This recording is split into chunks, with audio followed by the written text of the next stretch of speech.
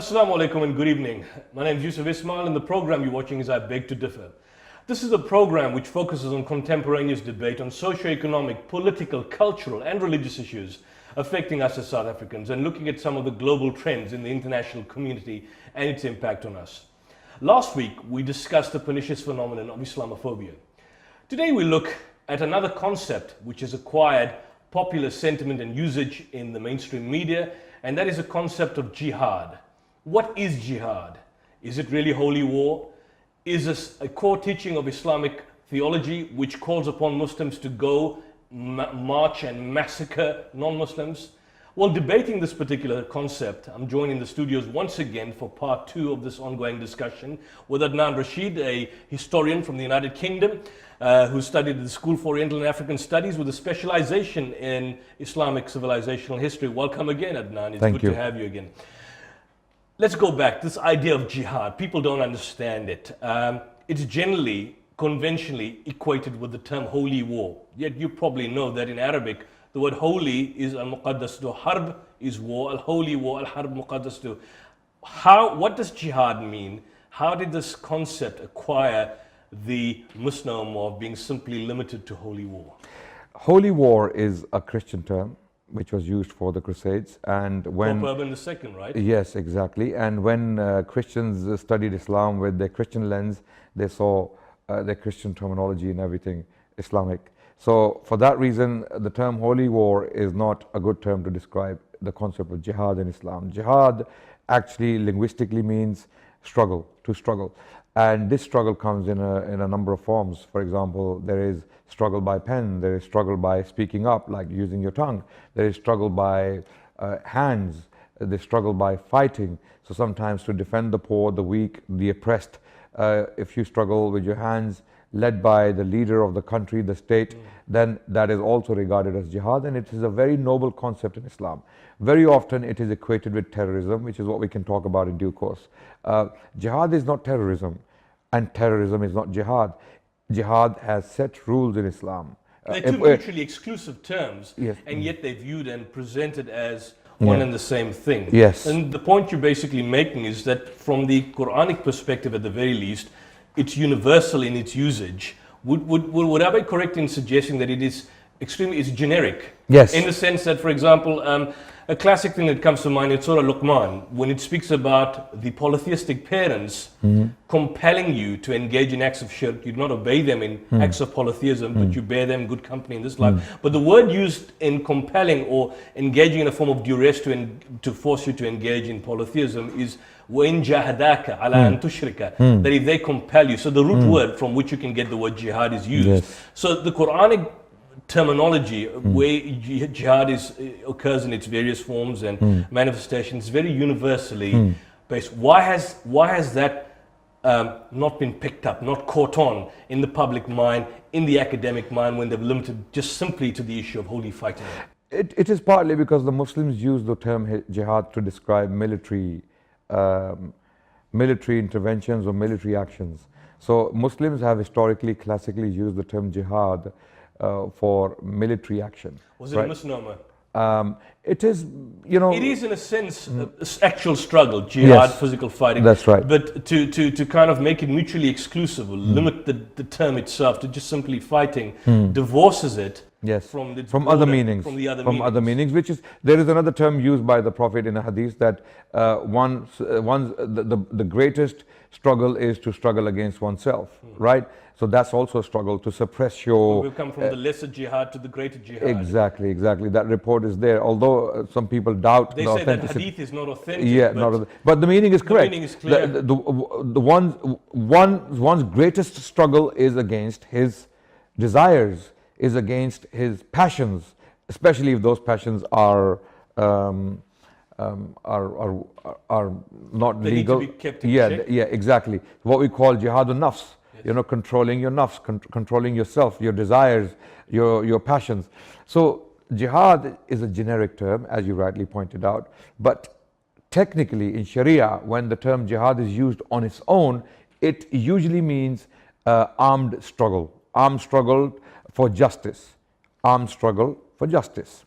It cannot. Jihad can never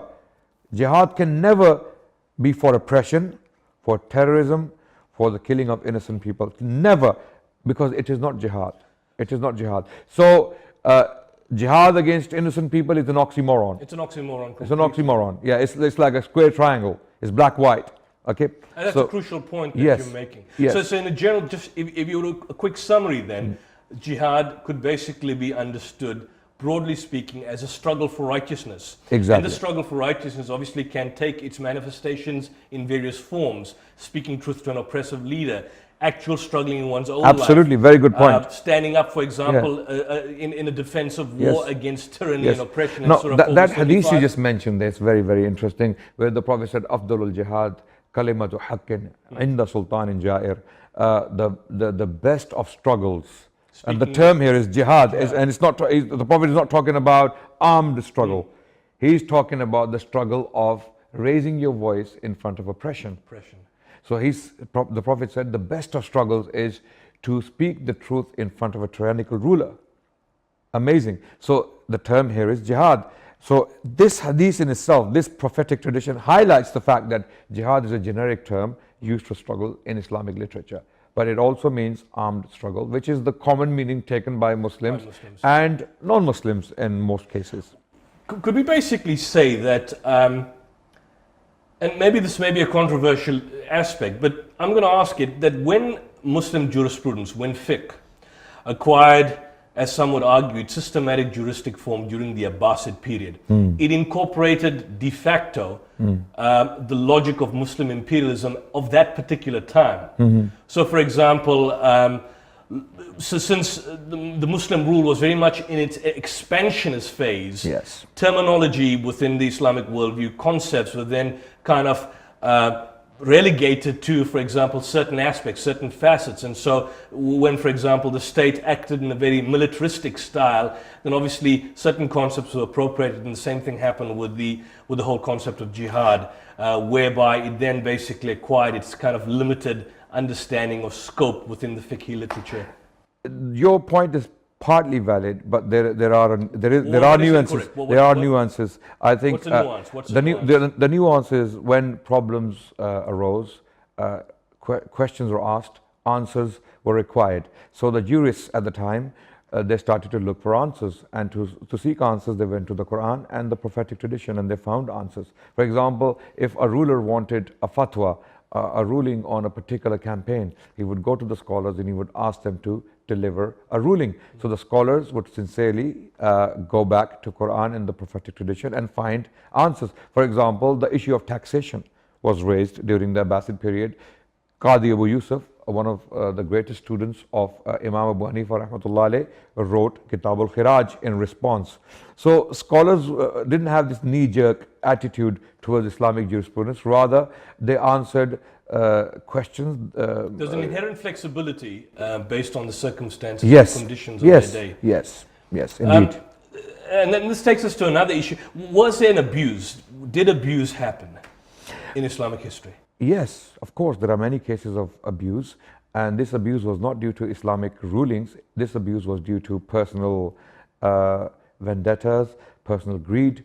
Some rulers were better than others, and others were worse than their predecessors. So many rulers committed atrocities, but not all the Muslim rulers. Generally, if you look at the Islamic civilization, it was a great thing. It was a great achievement. Western scholars, Western historians who have studied the Islamic civilization, they have praised the Islamic civilization for its tolerance, its coexistence, its convivencia, to use the classical term used by Spanish Arabists to describe the coexistence between three Abrahamic faiths, Jews, Christians and Muslims in Islamic Spain.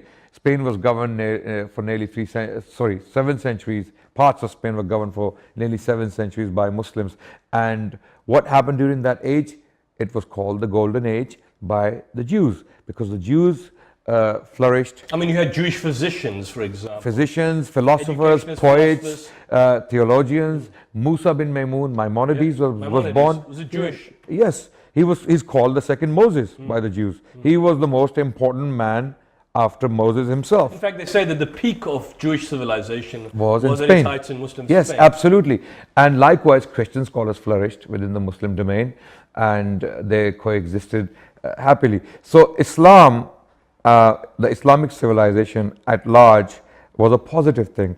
Did atrocities happen? Did they take place? Yes, we have Timalanes, we had Barbers, we had other But I think individuals. that's indicative of all civilizations. for Absolutely, example. absolutely.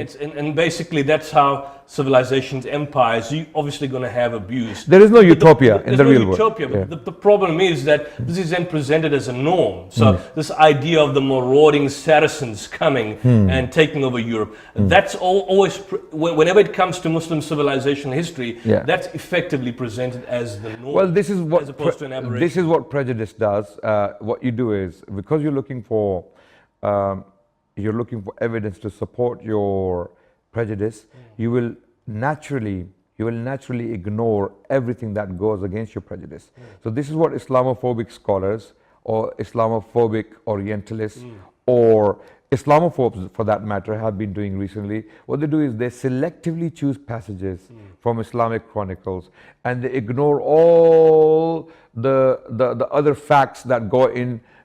Just the negative aspects, Yeah. atomizing these particular aspects in Islamic history, presenting this as normative, and then of course rejecting all the rest. One thing which is also quite disturbing in recent times is that traditionally in history, the Crusades, the pronouncement at Clermont by Pope Urban II, the subsequent Crusades and massacres that happened in Jerusalem, historically this has generally been viewed as a blight on Christianity, even by Christians who have acknowledged that. But I think this is a new trend, which is coming out extremely commonly. I don't know whether you call it revisionist material, where now the Crusades are somehow or the other justified.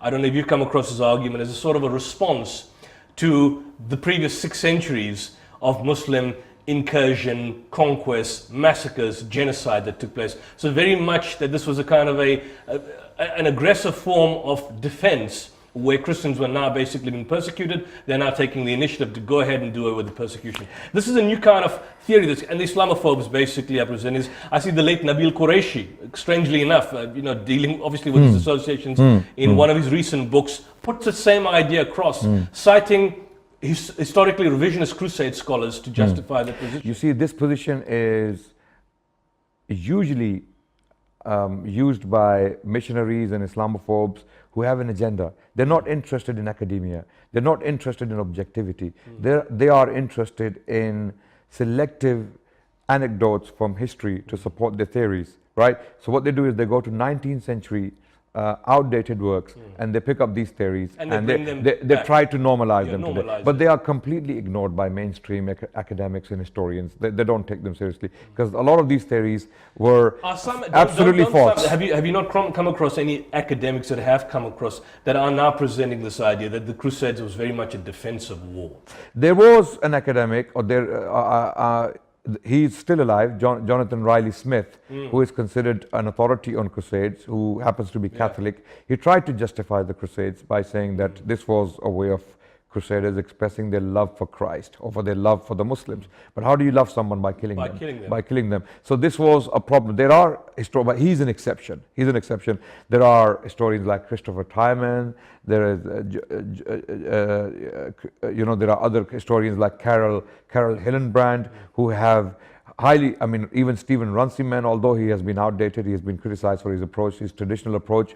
There are many historians who challenged that narrative, and they declared Crusades to be barbarian invasions of the civilized East. And a lot of historians do see it like that. The Crusaders were effectively barbarians. We don't like to use these terms in academic writings, but that's the reality. But that's the reality. They were highly those terms are used loosely as well in the writings of the Orientalists. One medieval work in particular highlights this fact quite humorously, and that work is the writing of Osama ibn Munqidh, who was a contemporary author who looked at the Crusaders and described them. Of course, he had his Islamic prejudice. He had his Islamic lens through which he was looking at the Crusaders and their social norms. And he described the Crusaders in fascinating ways. He looked at the Crusaders and he saw them to be very shameless when it comes to moral, ethics. Yeah, personality. they were very shameless, and he described them as racist as well, very race-centric. They don't like to mix with others. Then he described them to be unhygienic, very unintellectual, things like that. Their medicine was primitive. So his Kitab al-I'tibar is very, very entertaining, and at the same time, Has it been translated? it has been translated by Paul Cobb and published by Penguin Press, and it is a very, very interesting book to read for historians as well as the masses if they want to look into a Muslim perspective from the Middle Ages on the Crusaders. Fascinating, fascinating stuff. Well, we'll continue this discussion. We just have to go for a quick ad break and we'll be back soon.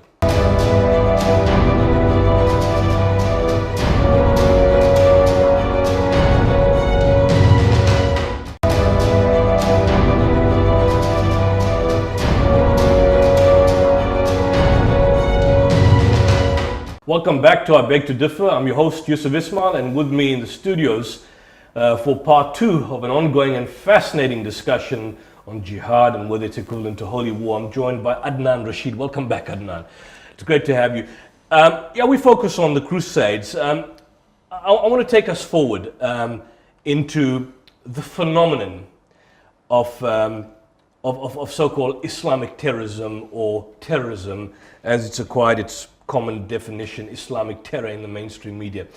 I want to look at it from the perspective of popular culture, that, when you look at some of the kind of Hollywood mainstream productions that existed in the 70s, in the 60s, a lot of the kind of the common enemy, the fictional enemy, were either the Indians. You had the issue of the cold threat. You look at some of the James Bond movies from the 60s. And you look at some of the movies by Sylvester Stallone, for example, in the early 80s, I believe one of them, Rambo, where he sides with the Mujahideen. I'm not so sure if you're familiar with that. Yes, I'm not too familiar with too much of these, but it seems that there's that from a popular culture type of perspective, in the public mind, certain sentiments were created as a sort of bogeyman, and then post 1990, 1992, 93, you then have in popular culture, for example, things like the siege, executive decision, and so on and so forth, where now the new threat is the so-called Islamic terror, the specter of Islam coming to take over society, and so on. Now, this shift, and we're talking purely, just purely from the perspective of fictional entertainment, but has had the sense of kind of conscientizing people into a particular direction, a particular form in terms of developing their own opinions. What kind of led to the shift? Of course, political events led to this shift. I think Hollywood... You say the 79 revolution in Iran, would that have been, in a sense, critical to... Suddenly, out of nowhere, you had the Shah of Iran, the revolution takes place, now we've got this new phenomenon, it's like Islam is back. We have to confront something new. I don't think it was that particular revolution. I think this whole issue of Islamophobia, or what I call political Islamophobia, escalated after the first Gulf War. The Western foreign policy was supported... 91 Gulf War. Yeah, 91. Operation Desert Storm. Yeah, when I say Western foreign policy, the coalition of Western countries, it was supported directly by Hollywood movies. So the justification and the humanization of the cause came from international media, in particular the Hollywood.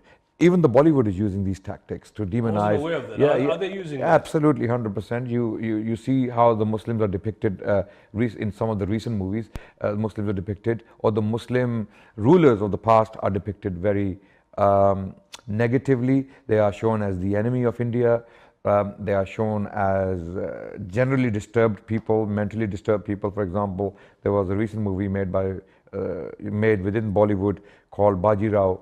Baji Rao was a Maratha, general who is shown as a hero fighting Muslims in this movie. The Mughals is this and the Nizam. The Mughal period? Yeah, the Mughal period, the later Mughal period in the 18th century. Then there was something recently made about Padmavati, who is a mythical figure who didn't exist historically, but a story has been made out of her mythical tale that one of the Muslim kings, Alauddin Khilji, who was a historical figure, who did govern India for some time, he was crazy about her, and he invaded her territory, and he wanted to basically to get to her because he heard about her beauty. So to get to her, he invaded Hindu territory and destroyed. So these negative depictions of Muslims are happening even in Bollywood.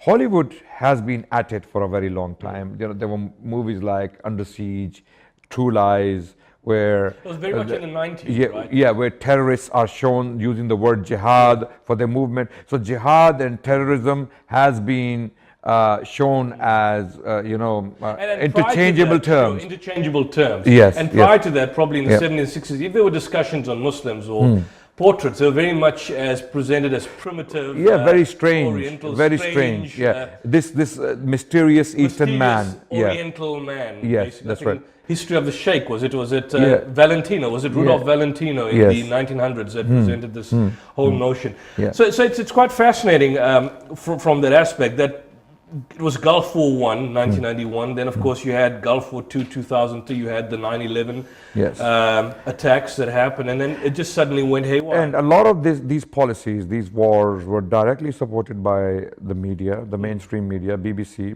Sky News. A lot of the intellectual impetus was provided by these media platforms, and Hollywood did an amazing job in justifying some of these wars by making movies on these wars. And some of the soldiers were humanized, why they're doing what they're doing and what they're going through after these wars. So on the other hand, the enemy was dehumanized. All sympathy was taken away, as they say that when you want to kill a dog, give it a bad name. Right? So Muslims have been given a bad name for a very, very long time. Muslims are always seen as an alien entity. And again, as I said, it started in the Middle Ages. It continued during the Renaissance period. Then it went into the so-called Enlightenment period. Then it came into the 19th century, the Industrial Revolution period. And then it reached its peak in the 20th century. And then, of course, it was definitely challenged by Western historians, scholars and philosophers. They did challenge this approach towards Islam and Muslims. A lot of the historians who were objective in their approach, they came out and they challenged it. But the media, the power holders or the powerful elite that govern the West, for some reason has some kind of vendetta against this so-called Eastern civilization. Have we in a sense internalized some of these images, Muslims, in the sense of the kind of phenomenon of extremism that you see, where certain individuals, primarily youth, a lot of them from questionable backgrounds, I mean, I look at some of the examples that I've got. Muhammad Amwazi, the individual known as Jihadi John, he was raised and educated in the UK. Two British medics who met him at a Syrian hospital described him as an adrenaline junkie. He had drinking expeditions in Africa. You had Muhammad Ahmed Yusuf Sarwar. I'm not so sure. Again, 2014, they traveled to Syria. And when I think MI5 went into their rooms and they found a book called Islam for Dummies and the Quran for Dummies, showing the limited scope in terms of the material that they have. Didier Francois was a French journalist. He was interviewed by Christian Amanpour. I think he was kept in ISIS captivity for about 12 or 14 months. And when he was questioned what motivated them, he said they didn't even have a Quran. This was on YouTube. Now, it seems to me that a lot of these individuals that are joining these extremist factions are themselves, from a religious perspective, totally bankrupt. They have a questionable kind of allegiance towards the Islamic world. They don't betray the kind of so-called religiosity that you would see from a traditional Orthodox Muslim. And a lot of them have questionable criminal backgrounds. I mean, the same thing with the Charlie Hebdo killers, the Kouachi brothers. Both of them, they were on the radar of French intelligence prior to the killings. And so there's a lot of these individuals are questionable. Yet they are presented as normative by those bigots and Islamophobes as engaging in Islamic. Explain this contradiction. Well, there is this contradiction, and it's well planned, it is well orchestrated, it is well presented by the Western media. When I use the term Western media, I don't mean all media outlets. I mean most major Western media outlets. There are obviously exceptions. Yeah, of course. I'm talking about BBC, Sky News, NBC, Fox News, CNN, all these channels pump out. Would BBC be, would you categorize BBC? Yeah, BBC is the most, I think BBC is the most influential and the most subtle one out of them. It's a subtle form of yes, it is soft. Not as what we call, as Fox. yeah, what we call soft Islamophobia. BBC practices soft, subtle Islamophobia, not necessarily direct like Fox News, for example. Okay, but it is definitely in that category, which pumps out this narrative that this possibly is very Islamic, what's happening. As you rightly mentioned, that most of these individuals were possibly drug addicts, or they came from violent backgrounds and they loved violence for some reason and they wanted to just kill, and that's why they ended up in that place. So, and amazingly, so little are the examples of such people from the madaris, from religious institutions. Hardly any of these people came from religious institutions. In fact, if anything, most of them came from Western institutions. They went to Western academic institutions. 2005 London bombings, right? Yes, they were all Western educated. Yes, that's right. Now, we're not saying Western educational institutions promote terrorism. Likewise, it debunks the notion that this is religiously mandated teaching. Absolutely, absolutely. There is no link. There is no link. If there is a link, there is a link between these individuals who are doing these atrocities and institutions they went to, if you want to make a link. But I don't think that link is fair. Would you see that as a misappropriation of religion? Because Mark Sageman, who was a psychiatrist, I think worked with the Afghan Mujahideen, he wrote a book, I think, where he focuses, and this is a quote given to him by him, he says, religion has a role, but it's a role of justification. It's not why they do this or why young people go there. And when referring to ISIS, he, for example, says ISIS members are using religion to advance a political vision rather than using politics to advance a religious vision. To give themselves legitimacy, they use Islam as their justification. It's not about religion, this is what he says, it's about identity. You identify with the victims of the guys being killed by your enemies. So would it be correct in saying that rather than using religion, although they couch it in religious terms, it's actually a misappropriation of legitimate political grievances? I agree. They are legitimate political grievances. Bin Laden, for example, if you look at all his, or at least those that have been presented to us, more often than not, he talks about foreign policy. So it's a question of they are legitimate political grievances, and you've got these factions that are misappropriating them for their own particular use and propagandist purposes. Yes, there is no doubt that there are legitimate grievances against Western foreign policy. It's a misappropriation of the political grievance. That's right, and Muslims are not the only people who are not so happy with the Western foreign policies. It is some of the Western thinkers and philosophers and academics and politicians. The anti-war movement. I mean, exactly. When was it? 2003 in your country? Yes. It was one of the biggest movements, one of the biggest marches in the history of Britain. 2 million people took to the street. Were you part of that march? Yes, I was there. I was there personally. Yes, absolutely. So I consider myself part of the mainstream. I don't divorce myself from the British society. I'm much integrated. Absolutely, very much integrated, and I love Britain. Britain is a beautiful country with beautiful people in it. But these people we're talking about, the fringe, they are actually a reactionary movement.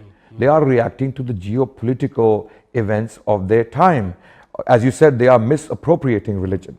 Okay, they have grievances, in some cases legitimate, but they don't know how to manage those grievances. Okay. You know, they are mismanaging these grievances, and they're using religion to support their atrocious agenda and their propagandist campaign. Absolutely, absolutely. We have to go for a break, and we'll continue this discussion, this fascinating discussion, when we come back. See you soon.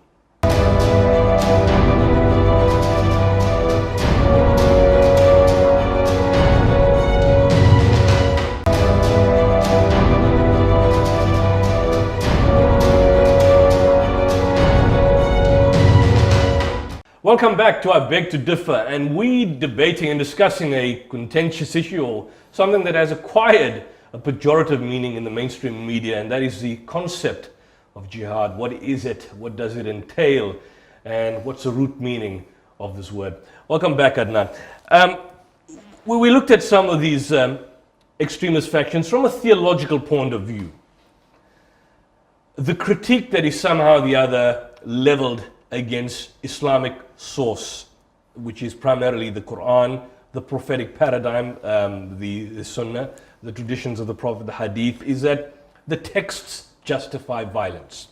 I think one of the key writers, Philip Jenkins, pointed out that if Christians or Jews needed biblical texts to justify instances of mass violence, they would have a problem of an embarrassment of riches. So it's very much a question of inconsistency is a sign of a failed argument or a double standard. That generally a lot of the critique against Islam being violent, being brutal, being cruel, comes from Christian evangelical missionary work, which is in fact an inconsistent position because their own particular source material is filled with aspects of violence far worse than any of the commands that are contained in the Quran. Absolutely, no doubt.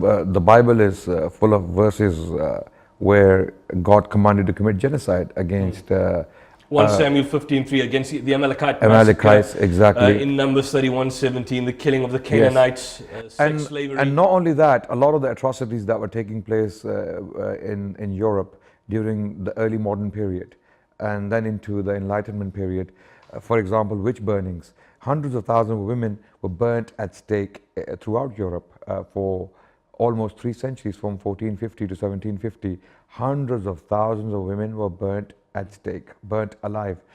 Now, where was the inspiration coming from? Justify, thou shalt not suffer a witch to live, you know? Yes. Directly from but the no, Bible. But burning, the idea of burning, where did that idea come from? That idea comes from the book of Leviticus. If a girl profaneth her father, who is a priest, then she is to be burnt. We see a practical demonstration in the book of Judges where you have a lady coming, the man makes an oath to Jehovah, and then he subsequently burns his daughter that enters the front gate. Yes. So we had all these things, you know, this historically all these events taking place in Europe. The inspiration came from the Bible, right? And for that reason, we turn to the Quran and we show the world or show the people who are criticizing the Quran for similar things. That link doesn't exist because when you look at the Islamic civilization, there are no witch burnings, there are no heretic burnings, there is no mass murder, there is no persecution. Of course, exceptional cases do exist, but throughout the history of Islamic civilization for over 1,000 years, you're not going to see pogroms. That wasn't the norm. Where pogroms did take place, that was the exception. And even in those cases, those pogroms are condemned by the Muslim scholars, because Muslim scholars made it very clear that the killing of the innocent people or the civilians or even burning of crops and trees and cutting down, even killing animals in conflict is not allowed. And they were taking this inspiration from the prophetic tradition directly.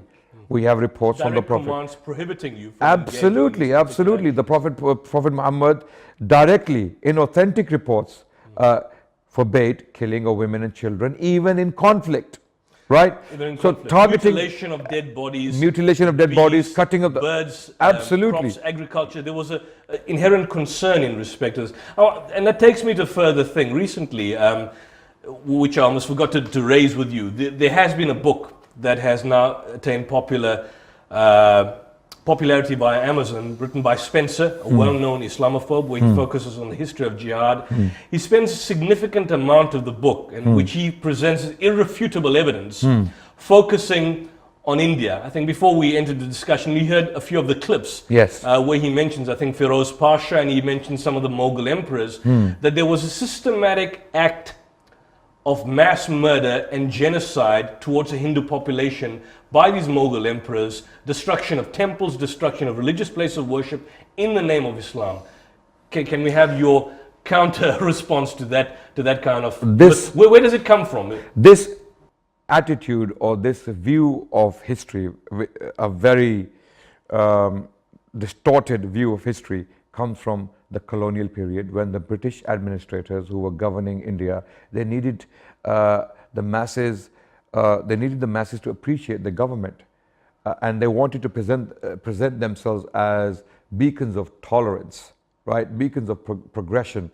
And how did they do that? They showed the Muslim period as a very intolerant, disturbing, full of mass murders period. Did they source that? Did they source that? What they did was they selectively chose passages from Muslim biographers and chroniclers. Medieval Muslim chroniclers who deliberately inflated the deeds of the rulers of the time to pay tributes to them. And how would Muslim chroniclers pay tributes to their rulers? By exaggerating their jihad and their achievements in battle. Such and such ruler killed 100,000 enemies of Islam, or he destroyed X amount of temples and he broke X amount of idols. So this is how they paid tributes, and a lot of these tributes were actually highly exaggerated. Who says so? Modern historians. They have studied this phenomenon very carefully. People like Richard Eaton. Take temple desecrations as an example. Richard Eaton studied this topic, and where does this rhetoric actually come from? There is a commonality between this rhetoric coming from people like Spencer, who is in the US, highly funded, highly tolerated by the government, and has impunity for some reason to spread hatred against Islam and Muslims globally. And that is again distorting the history of Islam deliberately. This rhetoric comes from the right-wing Hindu nationalist element in India. So you're looking at BJP, Vishwa Hindu Parishad, Bajrang Dal, the Rashtriya Swayam. Absolutely, this is their rhetoric. So here's the thing, let me get your position.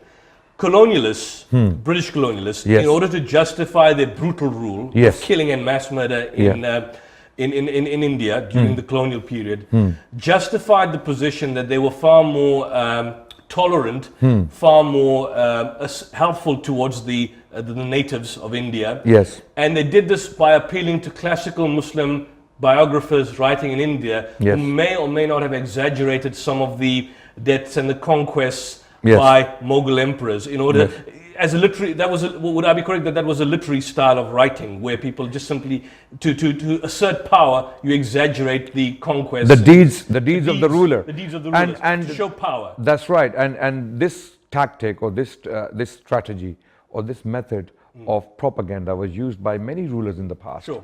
to inflate their image, to Make them seem more yeah, powerful. to present themselves as the heroes. In classic history, because if you look at, I think, Julius Caesar's Gallic Wars, Yes. There's talk that in his commentaries on the Gallic War, particularly the conquest of Gaul, there's a lot of exaggeration that is 100%. contained there. Absolutely. And so on and so forth. So taking that into account, would the Hindu nationalists, I just want to, so we can get this clear, did the Hindu nationalists then appropriate this British writing Yes. that basically portrayed the Muslims as barbaric invaders? Exactly. There was one particular collection in the 19th century compiled by Eliot and Dowson. It is known as the Eliot and Dowson collection, which has selections of Muslim chronicles, where the Muslim chroniclers are talking about these wars and invasions of territories within India. In some cases Hindu states, in other cases Muslim states, right?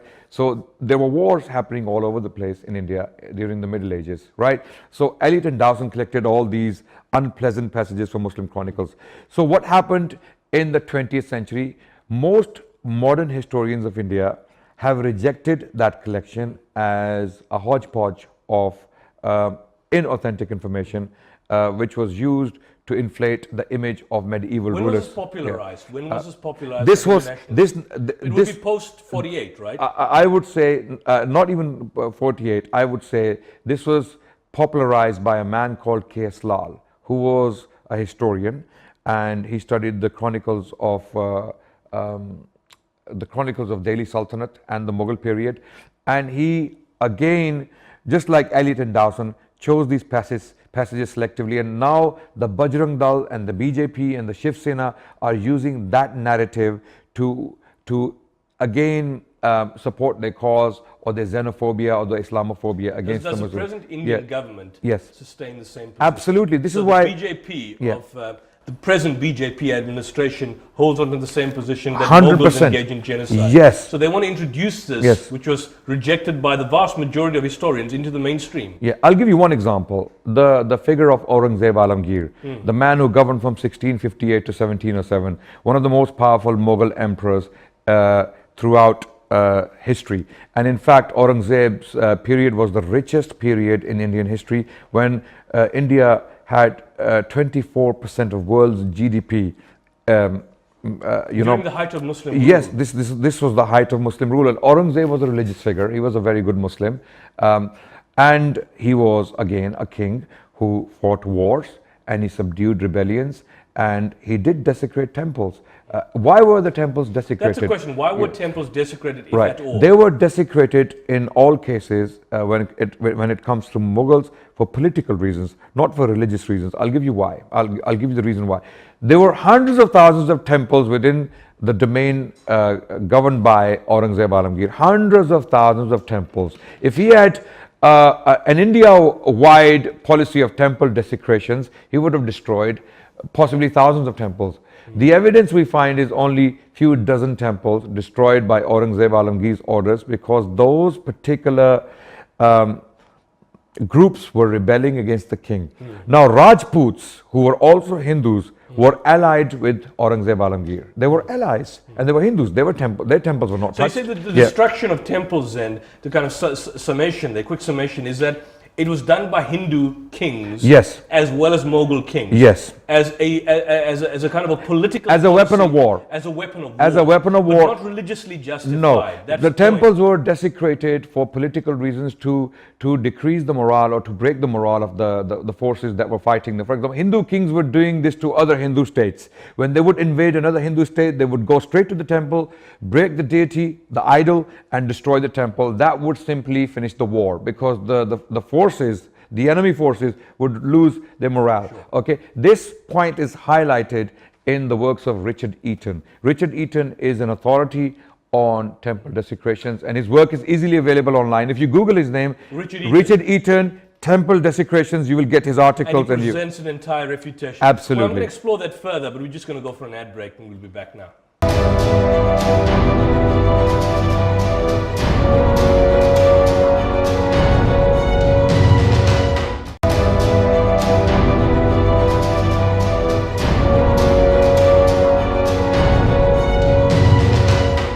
Welcome back to I Beg to Differ, and we're engaging in an absolutely fascinating discussion this evening on jihad, on holy terror, so-called Islamic terror, on the history of Muslim civilization in parts of India. And with me back again, Adnan Rashid. Fascinating stuff. You mentioned just before we went Richard Eaton, and I think I want to drive this point down, because Spencer, in his book, well-known Islamophobe, cites K.S. Lal, right, the historian, who utilizes a lot of this information that is drawn directly from a British colonial writing, the British colonial period, and then of course going back to some of the Muslim biographers.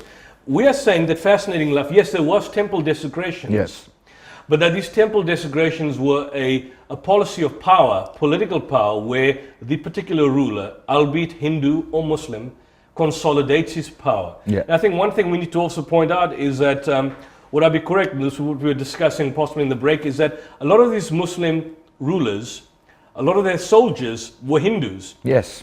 And a lot of Hindu leaders, had Muslim their soldiers. were Muslims. Yes. So it was not actually a religious policy of destruction, of destroying religious places of worship for religious. It was purely political. It was a how do you come to that conclusion? Is that has been the general trend, or how do you come to that conclusion? Temple desecrations was an Indian phenomenon. Prior to the Mughals? 100%. Prior to the Mughals, prior to the Muslim appearance in India. The Buddhists were doing it to Hindu temples, the Hindus were doing it to Buddhist temples before the Muslims arrived on the scene. And this phenomenon continued because it is within the Hindu scriptures that the power of the ruler is the deity. If the deity is removed, then the power of the ruler is removed. So destruction of idols, what did that amount to? That amounted to the destruction of the state. So it was a bad omen. It was a bad omen. Was the idol symbolic of power? Exactly. Just like when you watch this movie Troy, when Achilles lands near Troy, right? He goes straight to the temple, and the first thing he does is he decapitates the statue of Apollo to destroy the morale of the army of Troy. So this is very, very clear in India. In India, this is exactly what's happening. This is exactly... How long was desecration of temples going on? For over 1,000 years. For over 1,000 years, yes. Throughout history, throughout known history of India. In the Vedic period? Yes, absolutely. There are traces of ancient temples destroyed. Who is destroying them? Before Muslims. So it is not a Muslim phenomenon. It was a strategy of war. It was a military strategy to basically finish the conflict as soon as possible without much casualties. So in war, back in the day, during the Middle Ages, when armies would fight, both armies would be aiming at the king. They would be aiming to kill the leader, the general of the army, or the king himself. Once the king falls from the horse or from his elephant, the war is over. It's over. Likewise, they would aim for the temple. If the deity has been broken and the temple has been desecrated, the war is over. Hence, for that reason, emperors like Aurangzeb Alamgir used this very tactic, which is an Indian tactic, to subdue the enemy as soon as possible. So there was Babri Masjid, the Babri Masjid, was that? Give us a bit of the history on that. The Babri Masjid, it is claimed by the Hindutva movement in India that there was a temple. Ayodhya, but there was no actual temple. There is no temple. No, there archaeologists have dug underneath, and there is no temple there. So this was a claim made by the Hindu right, to cause problems of Muslims. So this Islamophobia, this hatred of Muslims, and these accusations on the part of the Islamophobes in the US, like Spencer, or in India, like K.S. Lal. Spencer is now relying primarily on Hindu nationalists, Hindu far right. Spencer is an opportunist who is an opportunistic prostitute who would There's go. No other better word to describe. Exactly. And his partner in crime, Pamela Geller. Yes. And Wood and all these other they are basically living on this movement of hatred. They are simply making money and borrowed from hate. time intellectually, because the entire thesis is totally bankrupt. Absolutely. Modern. Why am I saying this? Is it because of me? Is it because of me? Is it what I think? No. This is what modern historians think. There is a recent book on Aurangzeb, interestingly. The author is Audrey Trush. She's an American historian. She has written this book on Aurangzeb. And in this book, she provides the incidents whereby Aurangzeb gave money to temples for their repair and gave money to priests, issued orders to his subjects not to harass the Brahmins who worship in their temples. Leave them alone. Do not harass them ever.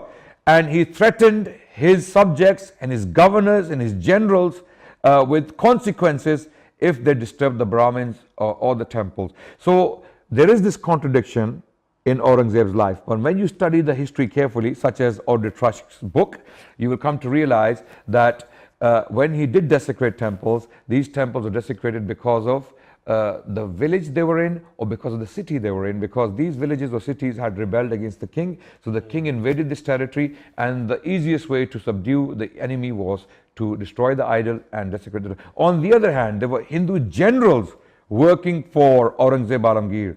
Under his command, his mansabdars, or his generals or position holders, how can I explain this in the English language? People who held government posts during Aurangzeb's reign, 50 years reign, 31% of them were Hindus.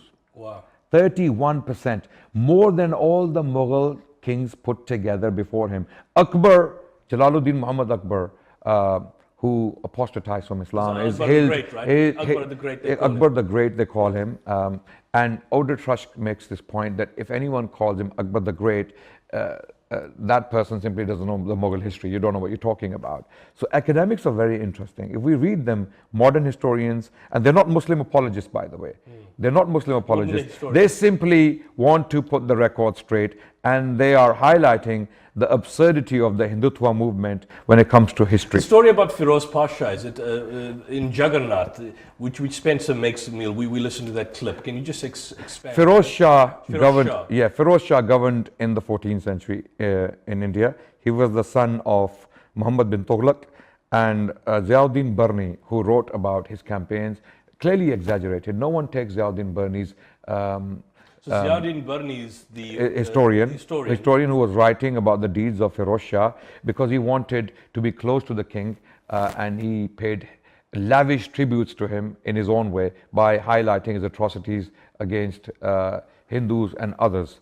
And Barni, for that reason, is not taken very seriously by modern historians. They highlight that Barni was, again, trying to get close to the king, and he paid these lavish tributes. And these lavish tributes, which were heavily exaggerated, are used by Hindu right-wing elements in India and they're trying to highlight that Muslim period was extremely barbaric, intolerant, and temples were being desecrated, Hindus were being mass murdered. If that's the case, where did the Rajputs come from? Where did the Marathas come from? These were huge powers. Marathas and Rajputs, they couldn't be pushed around. They couldn't be bullied. In fact, there were times when they caused serious problems to the Mughal state because they held very important positions. And when they rebelled, of course, there were wars between them and there were periods of peace and treaties between them. So history is far more nuanced than what Islamophobes and Islam haters this myth of the genocide of 20 million Hindus. It's totally... The numbers are impossible. The numbers are impossible. Muslims were being killed, Hindus were being killed, Christians were being killed. If there was a genocide, the Hindu population would not be at the level it is today, with Muslims being still the largest minority. Some of these in the claims world. are laughable. Absolutely laughable. They are but they're still there out there in the mainstream media and wanting to be popular. There's a reason for that, because the mainstream media, as I mentioned earlier, they want to highlight this rhetoric. They want to make this rotten, distorted view of history the norm. This is what they want to present Islam's history as. But this is why we the Muslims need to study our history, understand it in the light of modern academic works, and present it to the world. And then, of course, rebut these false assumptions. Absolutely. And negative stereotypes in respect of what we see out there. Atomization of scripture. We don't have too much of time to that, but that is a kind of a common polemic used against Islam. Surah 9 verse 5, Surah 9 verse 29, Surah 47 verse 4, Surah 8 verse 60. The key passages, I remember some years back doing a debate with Jay Smith on the biblical and Quranic approach to peace and violence. We had the discussion on just simply Quran, the Bible.